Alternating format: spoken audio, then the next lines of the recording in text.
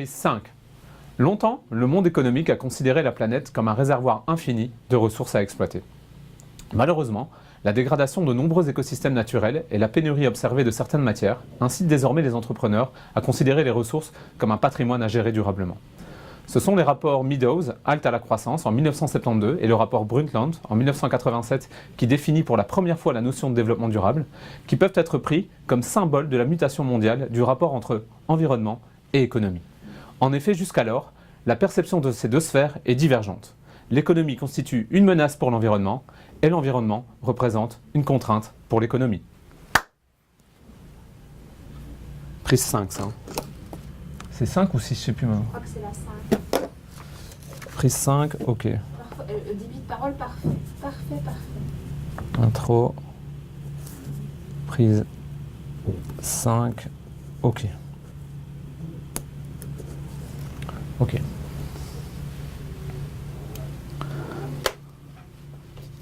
J'ai oublié de couper.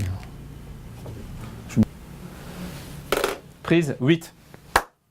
En 1973, on connaît le premier choc pétrolier qui vient ébranler un mode de production basé sur une lourde dépendance énergétique. C'est désormais dans l'intérêt même du développement économique qu'il convient de ménager les ressources naturelles et de les prendre en compte à leur juste valeur. Il faut attendre la conférence de Rio en 1992 pour que le paradigme politique traditionnel qui maintient néanmoins la primauté de la croissance économique sur la protection de l'environnement soit partiellement concurrencé par le paradigme politique alternatif, celui du développement durable. Ça va ou pas? On a tendance à vouloir accélérer, mais ouais. Ça va,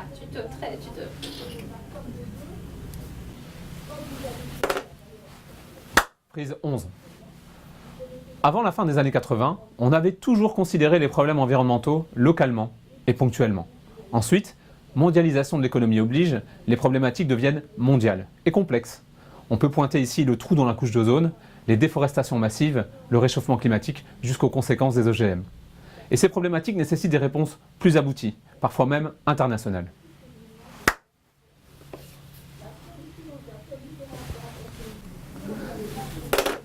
Prise 14. Après le protocole de Kyoto, sur un essai de régulation des émissions de gaz à effet de serre, il faut attendre les accords de Paris en 2015 pour connaître l'amorce d'une véritable réponse mondiale au changement climatique, avec pour corollaire des accords internationaux en matière de préservation de la biodiversité, de protection des sols et des océans. L'Europe, avec toutes les réserves que cela impose, est considérée comme à la pointe de la sauvegarde de l'environnement. En effet, plus de 70% de la législation environnementale actuelle en Belgique est d'origine européenne. Les entités fédérées sont chargées de la transposer dans le droit régional. Prise 14. Prise 14, ok. Slide 3, prise 19. Les réponses politiques aux impacts environnementaux des activités économiques n'ont pas toujours eu une ligne de conduite aboutie. On a plutôt procédé par à-coups au gré des obstacles rencontrés. L'article 23 de la Constitution belge stipule le droit à la protection d'un environnement sain pour chaque citoyen. Les différents niveaux de pouvoir en Belgique se sont aujourd'hui dotés d'ambitions et d'objectifs en matière de développement durable. Ainsi, il existe une stratégie fédérale de développement durable à l'horizon 2050, une stratégie wallonne de développement durable publiée en 2014 qui prévoit notamment la prise en compte systématique des principes du développement durable dans l'élaboration des politiques publiques. Et enfin, il existe un plan régional de développement durable en région bruxelloise qui a été édicté en 2017.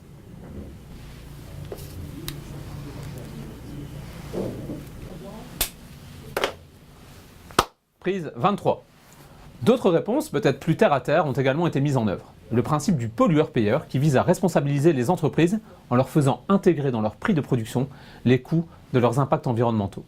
C'est évidemment très complexe de monétariser ces pollutions. Certains outils permettent de s'en approcher, tels que les taxes, les permis de pollution ou bien encore les quotas de pollution. On insiste aussi à beaucoup plus de transparence quant à l'état de l'environnement, tant dans le domaine public, avec la publication de l'état des lieux de l'environnement, mais aussi dans le monde des entreprises, avec la rédaction de rapports de développement durable. Les autorités publiques ont également mis en place des incitants environnementaux qui se traduisent par soit des subsides ou des aides pour des investissements vertueux et d'utilisation rationnelle de l'énergie, ou à l'inverse, des taxes pour les comportements contraires à la protection de l'environnement. On a également institué des pôles de compétitivité et des clusters dédiés aux technologies vertes, tels que Greenwin, GreenTech, et ce afin d'accompagner les entreprises sur le chemin de la croissance verte.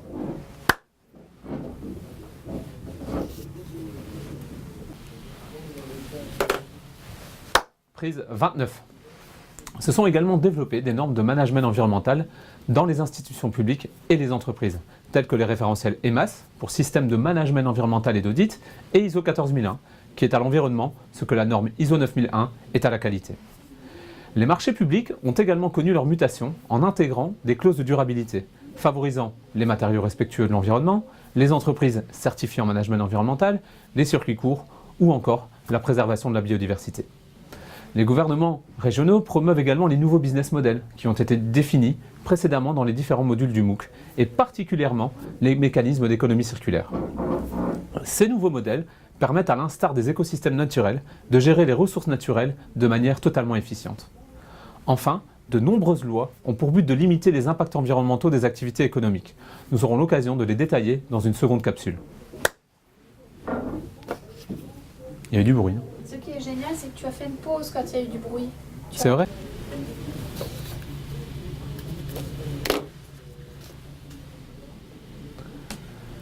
Slide 4, prise 31.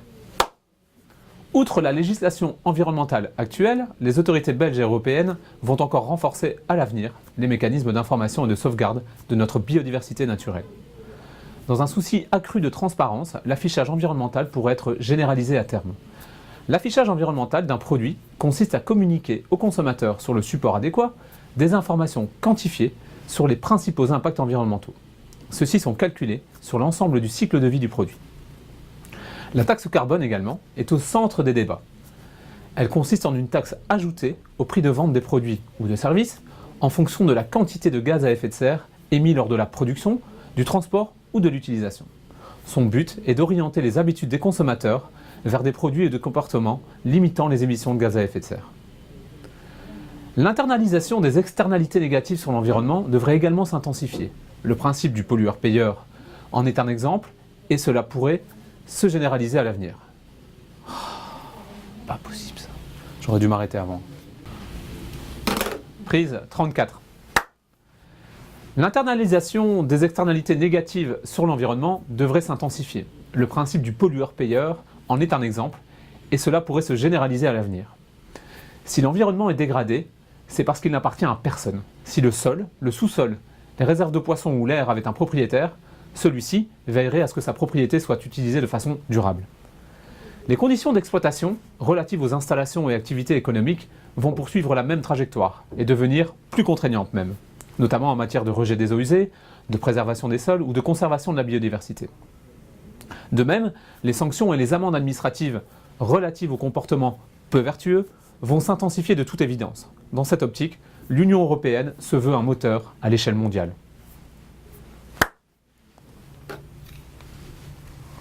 Ça va ? Capsule 2, slide 5, prise 36. À l'autre bout du spectre, et du principe du pollueur-payeur notamment, il existe des législations visant à prévenir des atteintes à l'environnement, à l'instar du principe de précaution. Des exemples récents incitent à cette prudence. L'état des sols en Wallonie notamment est préoccupant eu égard à son passé sidérurgique. Les dégâts relatifs à l'utilisation de l'amiante en termes de santé et d'environnement sont également avérés. Et aujourd'hui, connaît-on précisément les effets et les conséquences des nanoparticules sur l'environnement et sur la santé ? Avant d'entamer toute activité économique, il convient de vérifier s'il ne faut pas introduire un permis d'environnement, ce que l'on appelait auparavant l'autorisation d'exploiter. Comment savoir si l'on est concerné ? Ça dépend des activités économiques, d'une part, une entreprise de fabrication métallique par exemple, une imprimerie, un garage automobile, une salle de réception, et d'autre part, des installations sur le site, une cabine haute tension, un compresseur, une pompe à chaleur ou encore une unité d'épuration. Une fois le permis d'environnement obtenu, il s'agit de respect. On va s'arrêter. Non mais c'est bien, Prise 39. Une fois le permis d'environnement obtenu, il s'agit de respecter les conditions d'exploitation relatives aux activités économiques ou aux installations sur le site. Ces conditions d'exploitation peuvent être générales et concerner la gestion de l'air, des odeurs, de l'eau, du bruit, ou sectorielles si elles concernent particulièrement un métier ou une installation. Prise 42. Dans les 3 entités fédérées, toute entreprise est tenue désormais de trier ses déchets. C'est une obligation légale. Les contrôles et sanctions seront à l'avenir de plus en plus sévères. Il convient de conserver les preuves de tri de ces déchets par la tenue d'un registre des factures de collecte. Les matières et déchets dangereux, d'eux-mêmes, répondent à des conditions de gestion, de manipulation et de stockage très particulières. Il convient de veiller à l'étanchéité des contenants, notamment, et à séparer les matières dangereuses incompatibles. La tenue d'un registre des déchets dangereux est obligatoire durant 5 ans également. Toute entreprise qui collecte ou transporte des déchets, même pour des quantités très faibles, doit présenter des cautions et des compétences suffisantes à cet effet auprès des autorités régionales.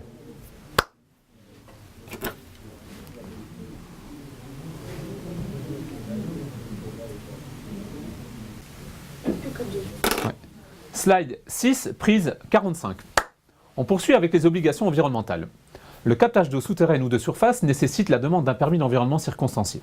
Il en est de même en amont pour les activités de forage et les équipements de puits destinés à une future prise d'eau souterraine. Cette ressource en eau n'est pas gratuite, elle fait donc l'objet d'une taxation sur la prise d'eau. De même, le rejet et l'épuration des eaux usées sont également réglementés. On distingue ici d'un côté le rejet d'eau usée domestique et de l'autre celui des eaux usées industrielles. Ces dernières nécessitent également l'obtention d'un permis d'environnement adapté. Dans ce cadre, les autorités gestionnaires de l'épuration des eaux sont à même... on va s'arrêter à 45 et on va s'arrêter à ce que... Prise 46. Le rejet et l'épuration des eaux usées sont également réglementés. On distingue ici le rejet d'eau usée domestique de celui des eaux usées industrielles. Ces dernières nécessitent également l'obtention d'un permis d'environnement adapté. Dans ce cadre, les autorités gestionnaires de l'épuration des eaux sont à même de fixer des exigences d'épuration plus ou moins sévères selon la proximité et le dimensionnement d'une station d'épuration publique. Les eaux usées sont soumises à une taxation plus élevée si la charge polluante l'est aussi.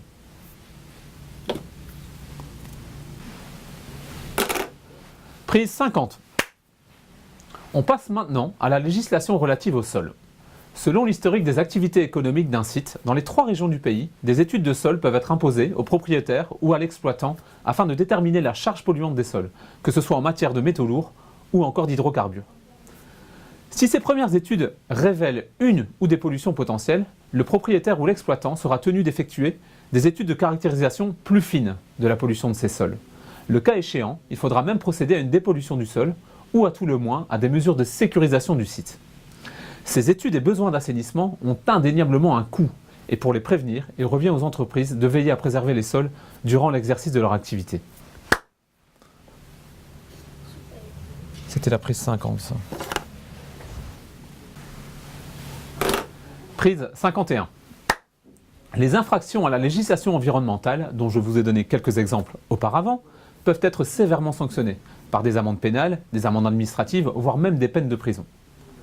Comme vous avez pu le constater, la législation relative à l'environnement, relativement mince il y a 50 ans, est aujourd'hui complexe et étendue.